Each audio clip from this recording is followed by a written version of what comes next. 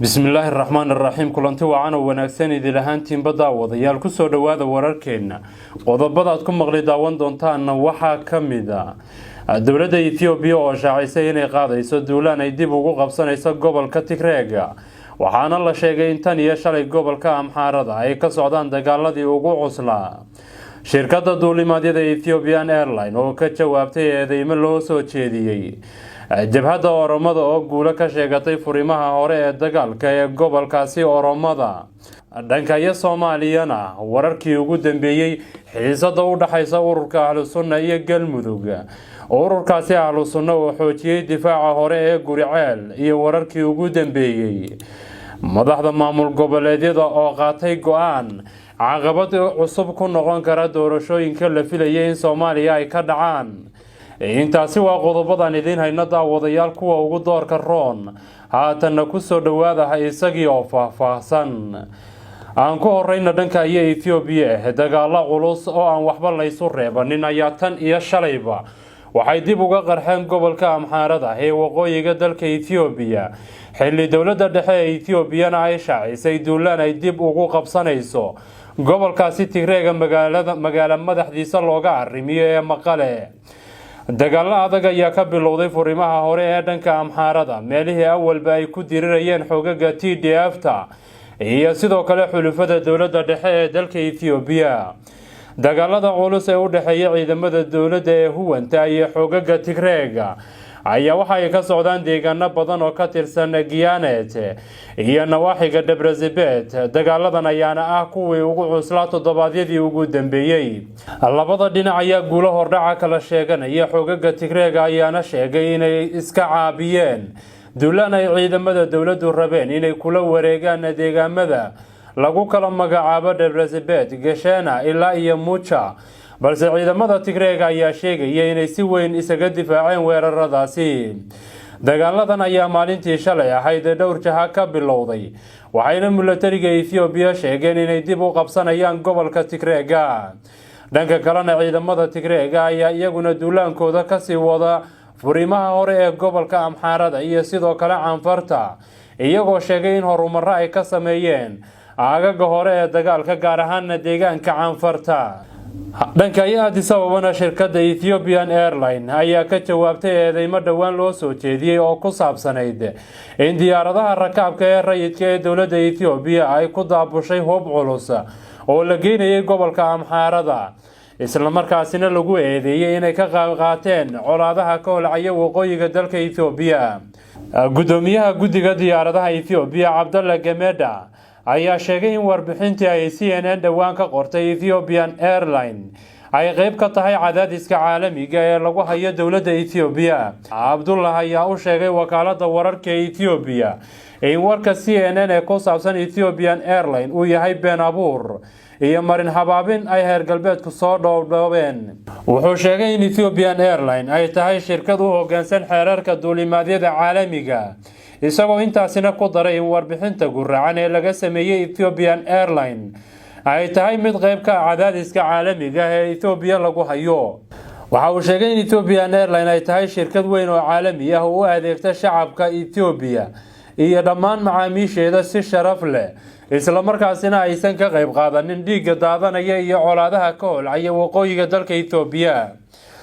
ugu dambeyntii arrimaha dhankaasi Etoobiyana jabhadda Oromada ee OLF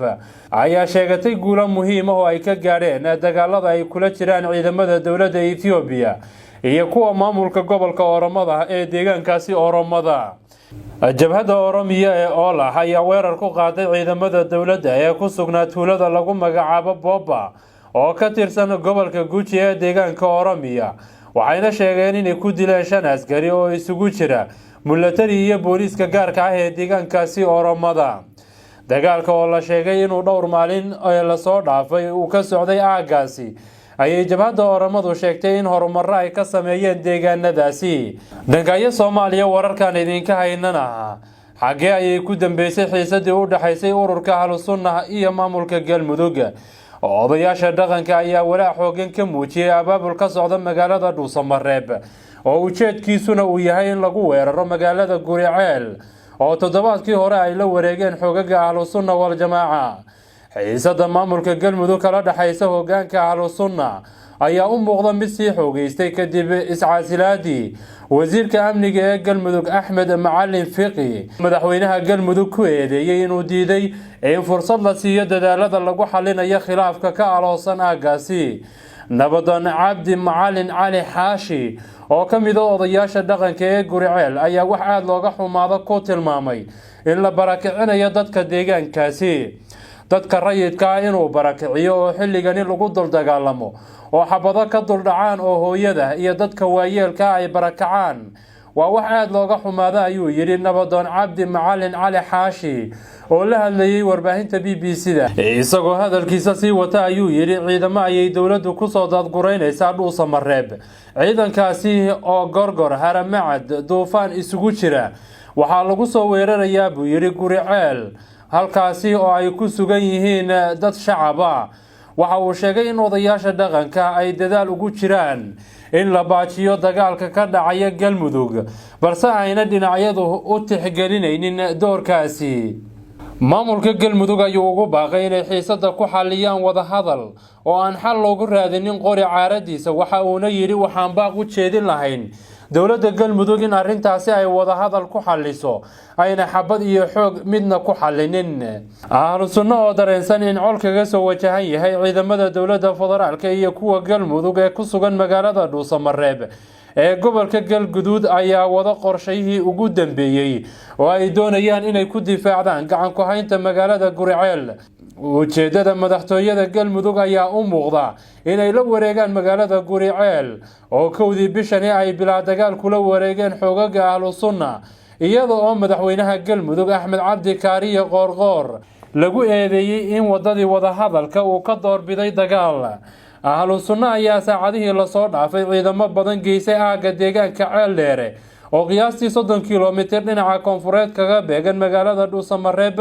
halkaasi oo ay difaacyo hore kaga sameysteen si ay u difaacaan magaalada Guriceel. Ceeldheere ayaa ku taala wadada xiriirisa magaalooyinka Dhuusa Mareeb iyo Guriceel. ila wareedyo ayaa sheegaya haddii la weeraro magaalada Guriceel in xogaga ahlusunna ee ku sugan magaalada Bohol ay ku dhaqaaqi doonaan magaalada Dhuusa Mareeb ee xarunta maamulka galmudug.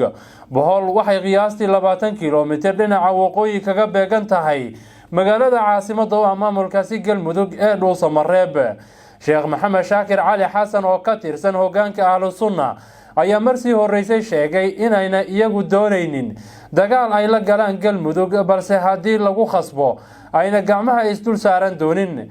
madaxda maamul goboleedyaduna waxaa la sheegay inay qaateen go'aano caqabad cusub ku noqon kara arrimaha doorashooyinka. qaar ka mid ah madaxda maamul goboleedyada Soomaaliya ayaa ku adkaysanaya inaysan doorashada golaha shacabka aysan ku qaban karin laba magaalo sida ila wareedyo lagu kalsoon yahay ay u sheegeen warbaahinta. heshiiskii doorashada ee Sebtembar 17keedii iyo May 27keedii ayaa labaduba dhigayeen in doorashada golaha shacabka ay ka dhacdo laba magaalo halkii maamul goboleedba. doorashada golaha shacabka oo la filayo in toddobaadyada soo socda la guda galo iyada oo doorashadii aqalka sare inta badan la soo dhameeyay ayaa xubno ka mid ah madaxda maamul goboleedyadu waxa ay ku wargeliyeen ra'iisul wasaare Rooble iyo wakiilada beesha caalamkaba inay aad ugu adag tahay in laba magaalo lagu qabto doorashooyinka golaha baarlamaanka. madaxda maamul goboleedyada ilaa iyo hadda wakiilada beesha caalamka ku wargeliyay arrintani ayaa kala ah